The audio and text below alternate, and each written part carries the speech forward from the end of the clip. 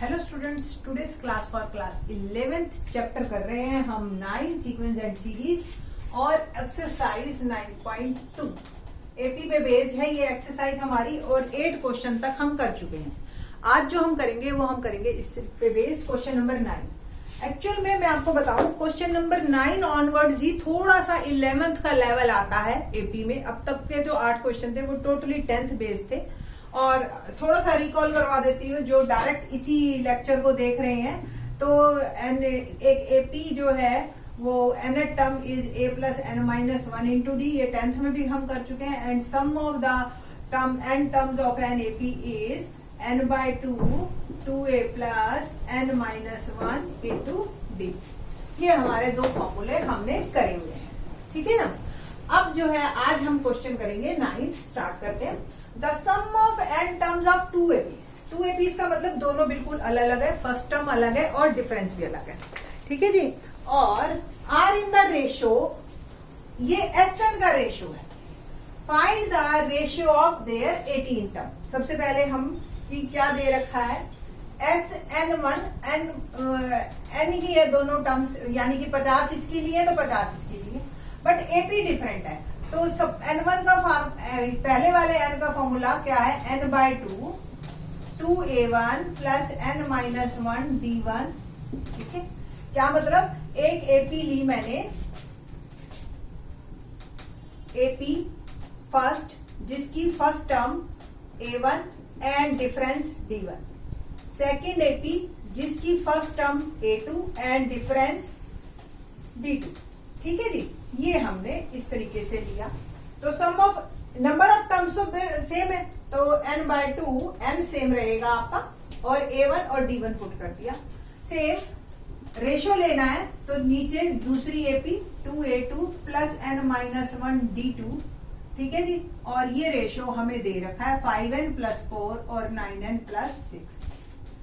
What we have to find, we have to find the ratio of their 18th term।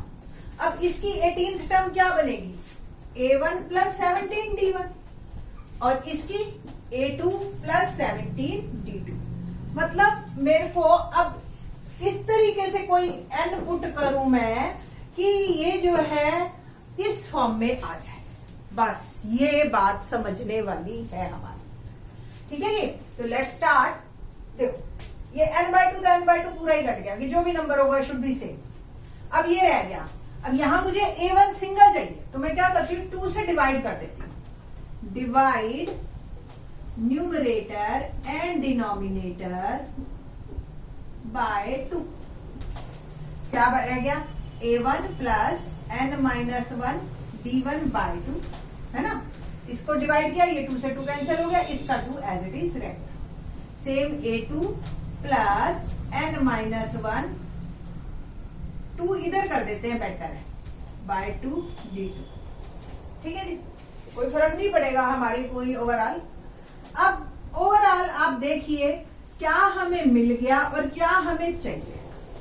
a1 as it is, d1 as it is, और ये जो n minus 1 bye 2 है इसकी जगह बस 17 आ जाए तो प्रॉब्लम सॉल्व। तो हम कोई ऐसा n पुट करें जिससे ये 17 आ जाए। अब आप मनी मन सोच लो या उल्टा चल के देख लो। n माइनस 1 17 टू जा 34, n इज 35, तो put n is equal to 35।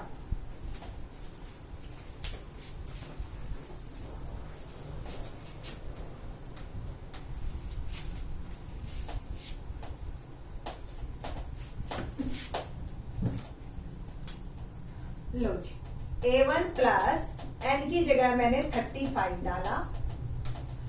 जब हम n की जगह 35 पुट करेंगे तो हम फिर वो दोनों तरफ पुट करेंगे, ठीक है। ये नहीं कि एक तरफ n डाल दिया और एक तरफ नहीं डाला। ओके, ये क्या आ गया, 35 minus 1 34, 34 bye 2 17 d1, a2 plus 17 d2। यहां 35 से आपको मल्टीप्लाई करना पड़ेगा। 5 5 जा 25 एंड 5 3 जा 15 और 2 175 प्लस 4 और 9 से मल्टीप्लाई कीजिए, 9 5 जा 45 4, 9 3 are 27 और 4 31 plus 6.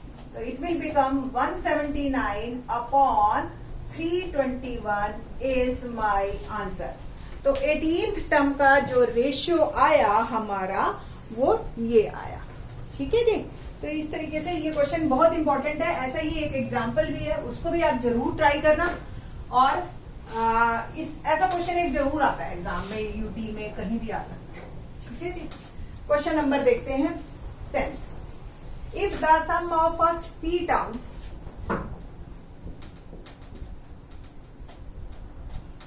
sum of first p terms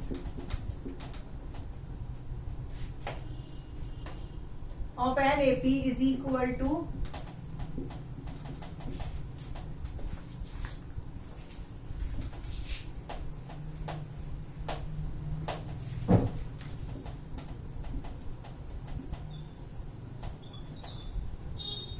sum of first q terms.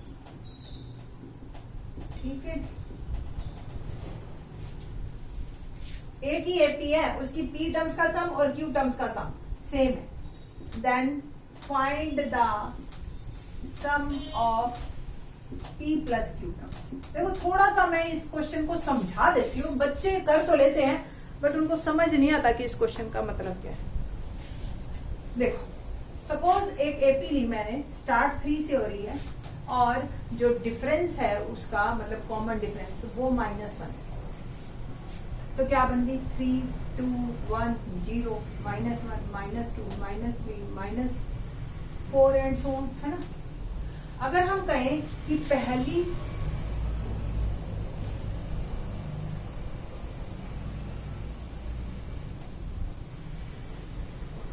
Six और जो है, या आप ये ले लो फर्स्ट 2 टर्म्स का sum is equal to first 4 terms का सम. क्या ये बात सही? फर्स्ट 5 टर्म्स का सम. क्या ये बात सही है? पहली 2 टर्म्स का सम क्या है? 5. पहली 5 टर्म्स का सम क्या है? वो भी 5. तो जज की बात. ठीक है. तो सेम ये क्वेश्चन है कि एक ही एपी है, पी टर्म्स का सम फर्स्ट क्यू टर्म्स के सम के बराबर है, तो हमें पी प्लस क्यूथ टर्म का सम निकालना है. ठीक है. तो अब क्वेश्चन को शुरू करते हैं. तो sum of P terms equal to sum of Q terms. ठीक है. फॉर्मूला लगाया p/2. Sn का फार्मूला 10th क्लास में हम कर चुके हैं. n/2 2a plus n-1 into D. ठीक है ना. तो ये Sn के फार्मूले से हमने n की जगह अगर रिप्लेस कर दे p को, तो ये आ जाएगा जी हमारे पास p का formula sum of p terms. Okay. तो p/2 2a plus p-1 into D equal to q/2 2a plus q-1 into D. 2 से 2 डायरेक्टली कैंसिल कर दो.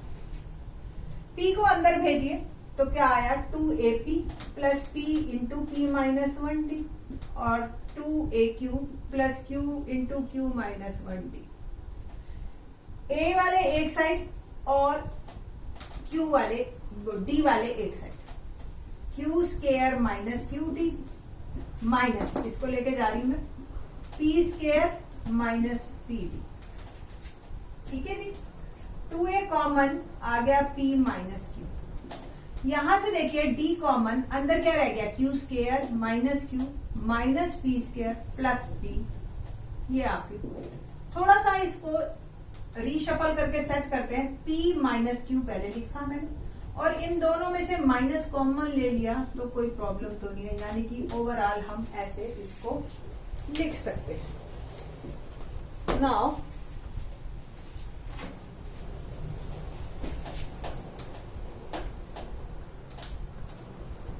Question become 2a p minus Q plus is equal to d. p minus, देखो एक ये term है एक ये टर्म है, इसमें से p माइनस क्यू पूरे में से कॉमन ले लो. अंदर क्या रह गया यहाँ पे 1 माइनस p प्लस. ठीक है. ये कैंसल हो गया तो 2a आ गया मेरा 1 minus p minus Q into D. बस यही चीज हमने निकाली थी. अब हमें ये रिलेशनशिप आ गया हमारा ए और डी के बीच में। हमें फाइंड आउट क्या करना है, sum of P plus Q terms. तो वो एन के फार्मूले में एन की जगह आप पी प्लस क्यू को रिप्लेस कर दीजिए, 2a plus P plus Q minus 1 into D. 2a की जगह हम ये लिख सकते हैं, ठीक है जी, पुट कीजिए 1 minus P minus Q into D plus P plus Q minus 1 into D. तो p प्लस क्यू बाय 2 और d भी कॉमन, अंदर क्या रह गया 1 माइनस पी माइनस क्यू और plus p plus Q minus 1। ध्यान से देखो ये सब कट जाएगा, ये 0 आ गया, 0 इंटू समथिंग 0, तो sum of p plus Q एक टर्म का सम क्या आ गया हमारा 0। ठीक है, तो इसका मतलब ओवरऑल ये जनरलाइजेशन है कि अगर आपके पास, अभी मैंने एक एग्जांपल जो लिया था कि पहली 2 टर्म और पहली 5 टर्म है ना, इसका सम इक्वल है, तो क्या 7 टर्म्स का सम क्या आएगा, यही बात बनी। ठीक है जी, तो जरा देखते हैं 7 टर्म लिख के, 1 2 3 4 5 6 7 आ रहा है सम 0। ये आप किसी भी एपी पे चेक कर सकते हो इस तरीके से, कि ये बात ये नहीं है कि इस पर्टिकुलर एग्जांपल पे कोई भी आप एपी ले लीजिए, कोई भी आप एपी, ठीक है, बट कंडीशन ये है कि sum of P terms is equal to sum of Q terms होना चाहिए, है ना। यानी कि आप एक इंक्रीजिंग एपी ले ली और फिर कह दिया, तो पहले कंडीशन को फॉलो कीजिए और फिर आपको जो है रिस्पॉन्स मिलेगा। ठीक है जी, क्वेश्चन नंबर देखते हैं 11। क्या है क्वेश्चन 11 हमारे पास, let's C.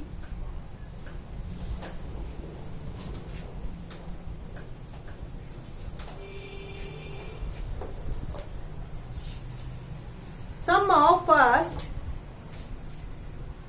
p terms and q and r terms, मैं sum of first P, Q and R terms of an AP are A, B and C respectively. Prove that A by B, Q minus R plus B by Q, R minus P plus C by R P minus Q is equal to 0। यही line हमें सबसे ज्यादा help करेगी। देखते sum of first P terms, अभी पिछले question में ही हमने P टर्म्स का सम लिखा था, यानी कि N की जगह P को रिप्लेस कर दीजिए, ठीक है ना। ये दे रखा है A। अब क्योंकि क्वेश्चन में A है तो मैं जो है इसको कैपिटल A यूज कर लेती हूँ, ये तो मेरे हाथ में, ये तो हमने ही बनाया। Same q by 2 sum of q terms is 2a plus q minus 1, here n is p, sorry q minus 1 और ये b। Similarly sum of r terms r by 2 2a plus r minus 1 into d is equal to c। ठीक है, अब देखो ये आपको मैंने अभी बताया था, ये आपको सबसे ज्यादा हेल्प करेगा। हमें a बाई पी चाहिए, तो इस p को हम डिवाइड में डाल देते हैं और इस 2 को अंदर भेज देते हैं। तो कैसे लिखेंगे हम, देखिए 2a बाय 2 या 2 से सीधा कर देते हैं, 11th क्लास है समझ जाएगी। a plus P minus 1 D by 2, इसका 2 कैंसिल हो गया, इस पे ये 2 जाके लग गया और ये p को हमने डिवाइड में भेज दिया यहां से। सेम हम इसमें करेंगे a plus Q minus 1 D by 2 और ये हो गया b by. Third a plus r minus 1 D by 2 is equal to c by r। Okay, now 1 2 और ये 3। अब देखिए आप नेक्स्ट स्टेप क्या है, a बाई पी आ गया मेरा, अब इसको मल्टीप्लाई करना है q माइनस r से। 1 2 3 मार्क कर लीजिए आप and multiply equation 1 by q minus r, equation 2 by r minus p, equation 3 by p minus, ठीक है जी। इट मीन्स मेरे को इसको मल्टीप्लाई करना है q माइनस आर से, इसको करना है r माइनस p से, और इसको करना है p माइनस q से। नाउ बस 0 के बराबर प्रूव करना, इसलिए मैं रब कर लूं। थोड़ा मल्टीप्लाई करके लिखते हैं। a q minus R p minus 1 q minus R d by 2 is equal to a by b q minus R, ठीक है जी। a r minus p plus q minus 1 r minus p d by 2 और b by q r minus a p minus q plus r minus 1 और ये हो गया p minus q d by is equal to c by r p minus. इसको mark कीजिए 4, 5 और 6। अब आपको ध्यान हो इनके बीच में एडिशन का साइन था, एडिंग 1 2 3, तो जी ऐड करते हैं। देखो जी ए कॉमन, इन तीनों को मैं ऐड कर रही हूं, q minus R plus r minus p plus p minus. ध्यान से देखो, ये r इससे कट गया, ये p इससे कट गया, q इससे। इन सब में भी d बाई 2 कॉमन, और मैं मल्टीप्लाई करके लिखूंगी। देखिए p से पी क्यू, पहले p को q से किया, फिर p को r से, माइनस पी आर, फिर माइनस q और प्लस r, ठीक है ना, minus 1 minus r plus. Next term plus Q R minus P Q, देखो इसके नीचे लिख रही हूं मैं जानकर, माइनस आर इसके नीचे लिख दिया, और प्लस पी वो आगे लिख दिया, ठीक है। ये जो सेकंड टर्म है तो ये यहां लिख देती हूं, ओके। नेक्स्ट आरपी इसके नीचे लिखा मैंने, minus RP minus R minus P और प्लस। अगर आप इस तरीके से सिस्टमेटिक ढंग से काम करेंगे, आपको बिल्कुल भी ढूंढना भी नहीं पड़ेगा, हर टर्म कट जाएगी आपकी। तो a into 0 plus d by 2 into 0, 0 into something 0, 0 into something 0, 2 0, यानी कि सम भी 0। और ये वाली टर्म अभी हमने लिखनी है। ये वाली टर्म क्या आई, a by p q minus R plus b by Q r minus p plus c by r p minus. Ultimately ये हो गई इज इक्वल टू 0। तो इस तरीके से क्वेश्चन देखने में लेंदी है, लिखने में लेंदी है, बट है आसान। आपको कोई जो आपका आंसर है ना, वो आपको प्रॉपर हिंट देता है। बाकी के question in the next lecture. Thanks.